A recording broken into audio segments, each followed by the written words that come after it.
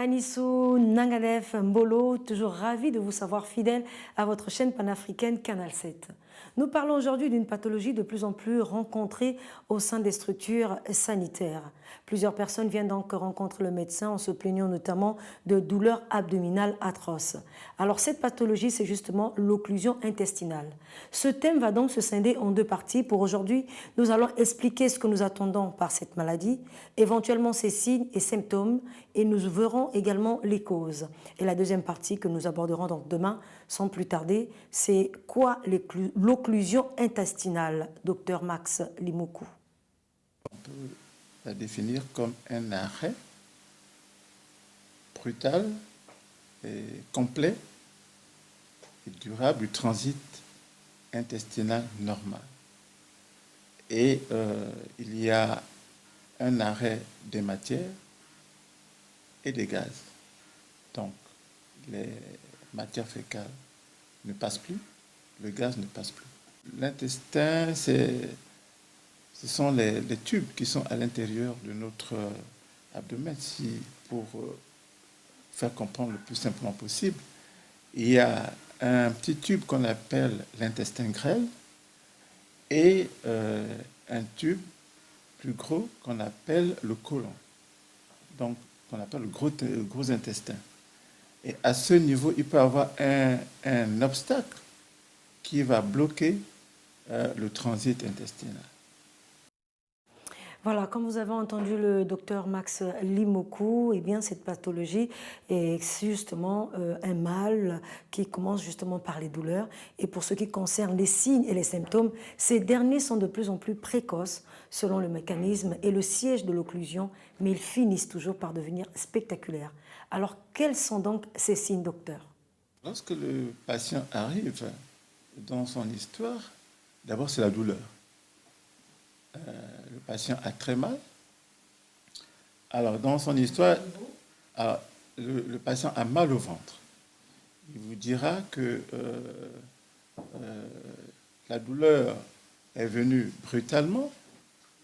La douleur est venue brutalement et il s'en est suivi des vomissements. Après les vomissements, il vous dira que mon ventre a pris du volume. Le ventre a pris du volume et je n'arrive plus à aller à la selle. Donc, il n'y a plus d'émission de sel et il n'y a plus d'émission de gaz. En ce qui concerne justement les causes de cette pathologie qu'est l'occlusion intestinale, qu'est-ce qu'on peut retenir, docteur Limokou? Les causes sont multiples. Il peut y avoir une cause mécanique, donc un obstacle mécanique au niveau du tube digestif, donc au niveau de l'intestin et au niveau du gros intestin.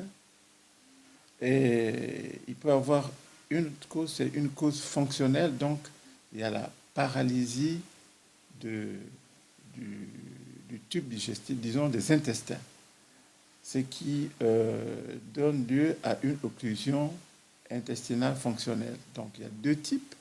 Il y a l'occlusion intestinale fonctionnelle due à la paralysie des intestins, c'est le premier type.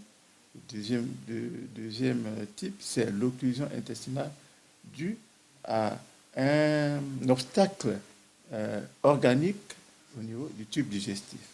Il peut y avoir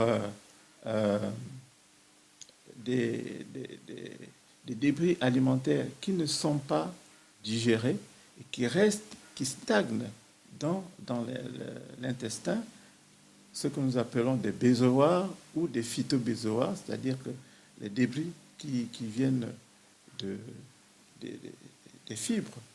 Et ces débris alimentaires qui ne sont pas digérés et qui n'évoluent pas peuvent se bloquer à un endroit et former une occlusion intestinale. Il peut y avoir une cause pariétale, donc la paroi de l'intestin peut être malade. Il peut se former une tumeur à partir de la paroi intestinale. Et cette tumeur, en évoluant, peut obstruer la lumière de l'intestin. il y a aussi une cause extrinsèque. Donc, une lésion quelque part, une lésion extra-digestive peut faire en sorte qu'il y ait une compression du tube digestif. Il y a aussi des causes extra-digestives qui peuvent provoquer une occlusion intestinale. Voilà, après donc toutes ces explications du docteur Max Limoukou, retenez que cette pathologie qui est donc l'occlusion intestinale touche actuellement une grande frange de la population et à la moindre douleur abdominale, il vous est donc important de vous rapprocher d'un spécialiste.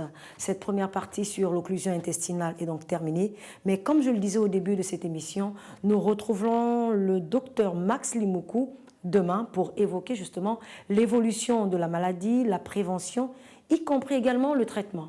Merci de nous avoir suivis. On se retrouve demain.